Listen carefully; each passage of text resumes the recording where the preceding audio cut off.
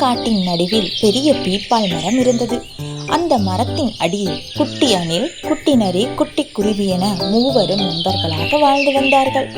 ஒரு நாள் மரத்தின் அடியில் ஒரு புதிய குழி தோண்டப்பட்டது. அதில் ஒரு சின்ன தங்கப்பெட்டி கிடந்தது. அணில் ஆச்சரியப்பட்டு சொன்னது, இதுக்குள்ளே என்ன இருக்குமோ? நரி சொல்லியது, தங்க நாணயங்களோ? நம்மளை யாராவது சோதிக்கிறாங்களோ?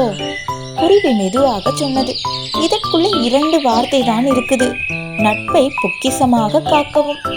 முதலில் மூவருக்கும் குழப்பமடைந்தார்கள். பிறகுதான் புரிந்தது, தங்கம் வெள்ளி எல்லாம் இல்லாமல் இருந்தாலும் அனைத்து விலங்குகளும் நட்போடு வாழும் இந்த மரத்தடிதான் உண்மையான பொக்கிசம் என்று.